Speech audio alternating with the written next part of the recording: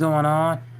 So back again. So just got done watching, you know, the Lynx and the Phoenix Mercury, and the Mercury pretty much stole this home court advantage by winning by 8, 84 to 76. They outscored the Lynx in the fourth quarter, 21-9. So that pretty much became the difference. The Lynx did not score the ball for the entire from the first 5-6 minutes of the game until they put Maria Klita Dekova in the game, and then they also move and put Natasha Heidemann on the bench. And that was kind of what I encouraged and what I was looking for Cheryl Reeves to do in game two, was to use their bench a lot more, and also Shepard to use a lot of the bench more in the game to keep the Lynx involved. Because, man, before I get to, and shout out to the Phoenix Mercury, they've been playing, as far as I'm concerned, they've been playing the most unselfish led of basketball for the women's I've seen so far this year. They've been pretty much the story. And don't get me wrong, this series, besides game one, has been very, very like nip and tuck, closer to the edge. It's been very competitive. But before I get to that, the story pretty much of the game is the Lynx turnover problems, because it continues to happen again. Like, they get into so many lapses defensively and lapses offensively, where they just forget to run their normal set of offense, and feed the ball inside to Napheesa Collier and let her work and let her be the ball dominant force that she can. And that's my issue with the Lynx. 7 turnovers in the second half, mainly in the fourth quarter. 8 of them, and most of them either caused by Courtney Williams trying to do too much with the ball, or when Napheesa Collier trying to drive and they're not getting no spacing.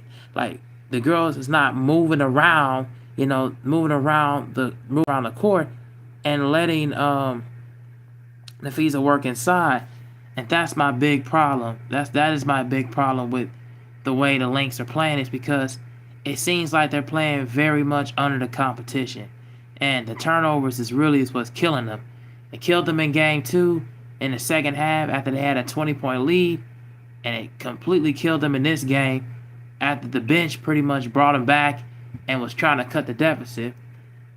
The turnovers, and also bad shot selection also by the Lynx, because Courtney Williams took at least about 4 to 5 unnecessary shots, like outside of perimeter, especially when her shot is not going.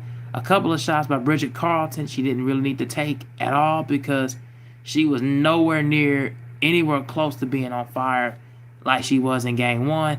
Like, you just did not, she wasn't on at all. I really didn't even know at certain points in time, besides the defensively, why she was in the game, because she wasn't really having a whole lot of impact.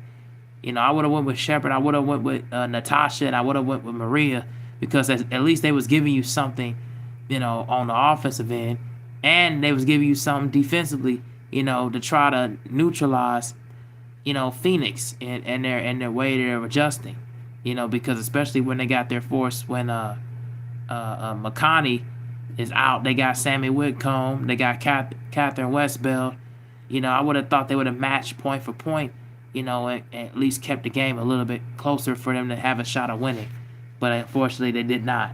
Now, unfortunately, before I get to the main point for Phoenix, Napheesa Collier, when I had left the game late in the fourth quarter, inbounds play that was thrown by Courtney Williams, and Napheesa was going to drive to the left, either to probably throw a pass and then set a pick, or she was going to drive to score. Before she made a complete drive to her left, she turned and rolled and got turned and rolled up her right ankle, and Alyssa Thomas kind of cleanly picked the pocket and stole the ball and laid it in transition. So Napheesa left the game and she did not return.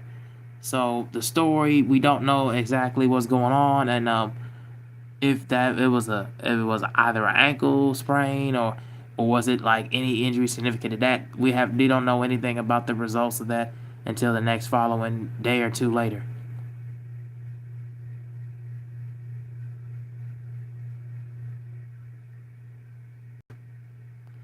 So that would be the main thing that I would be looking at. I hope you will hope that Napheesa's okay. That was just a not even necessarily awkward way. That was just a absolute just devastating like way of turning. Turning up your leg and turning your ankle and rolling it up. That was just a scary moment to even see that. Even for the girls to see that live in action, that's just an unfortunate injury. I hope she is okay, and hopefully she be back for game 4. And if not, yeah, I'm kind of worried about the Lynx as far as the offensive scoring load and where it's going to come from, especially if you don't have Courtney Williams on point at all, and definitely if Bridget Carlton is struggling, and Kayla McBride can start to get a little cold, down the stretch. But that would be the main thing I'll be concerned. Now, let's get to the Phoenix Mercury.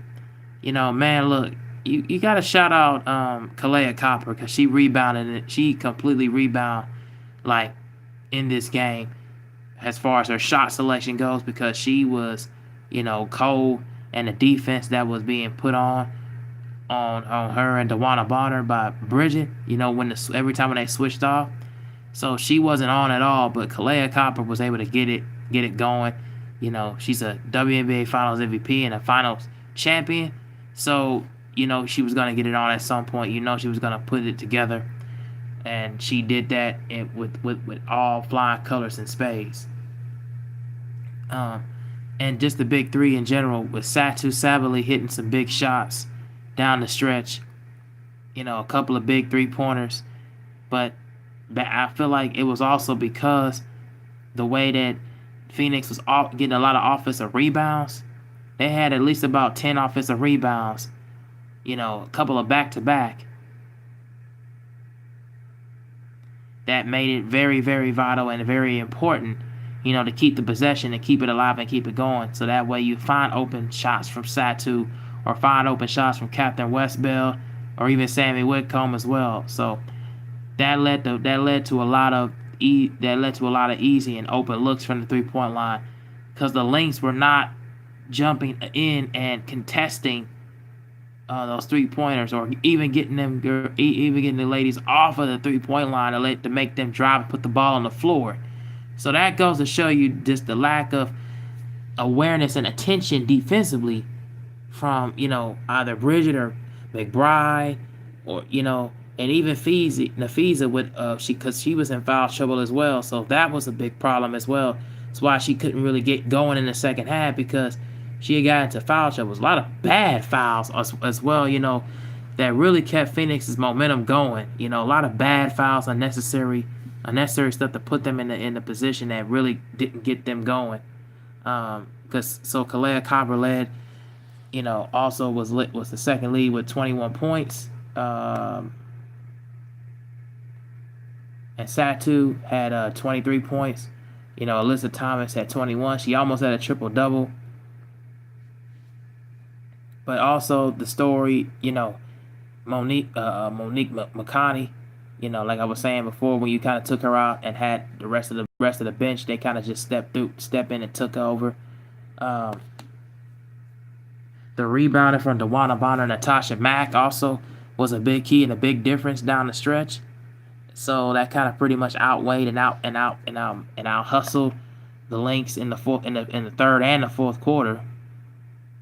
The Lynx trying to make a run, but just wasn't enough. It just wasn't enough at all, and that would be the main thing I would be concerned about. And Nate Tibbett is a really good coach. He's really out coaching Cheryl Reeves, and you can just see that just the adjustments that he makes. When it's necessary to throw the challenge call, or when it's necessary to call a timeout, to get the team rallied, to get the girls rallied back up together, and really just going through a lot of bad officiating and foul calls and the physicality. He's able to just let them know to just set the tone. Typically, just letting his team know to just set the tone and be as aggressive as possible, and to continue to really ratchet up the pressure. Because also the turnovers, which led to easy layups and transition for Phoenix, and also committing fouls in in transition for a couple of foul shots. But at the same time, I just feel like overall Phoenix is looking like they're destined and looking like they're about to not only just got now they gotten home court advantage, they're looking like they're about to, end the series. And I feel like if they do that, you know, game four still at home for them, it's there for the taking. And it's hard to win in a closeout game. It's hard to close somebody out, especially winning 3 times in a row. It's hard to do. So the pressure is on them to continue to try to ratchet up the intensity and close it out. So we'll see how it goes, and hopefully Napheesa Collier is okay. We can hopefully we get an update on her injury, and how significant it is.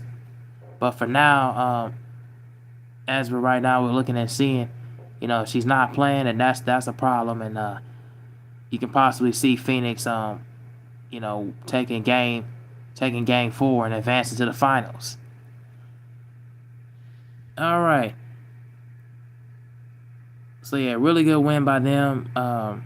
Really good coaching from Nate Tibbetts and really good adjustments down the stretch. So yeah, really good win for them, and I can't wait to see what's going to happen in game 4 on Sunday. Yeah, it's going to be something special, and the finals is going to be a week from now. So yeah, can't wait to see it. Now let's talk about the Vegas Aces as they dominate in the second half over the Fever.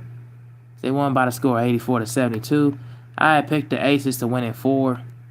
I can see that happening because, number one, the Aces to me are just a better team than the Fever by far. And we spoken because of the one, it's the great guard play from Chelsea Gray and Jackie Young. They were dominant, and I'm glad that Becky Hammond is playing Alyssa Smith more. I was wondering, like, where in the world has Alyssa Smith been at? Like, man, like y'all kept playing Parker Tyus, kept playing Kirsten Bell more. I was like, what the hell's going on?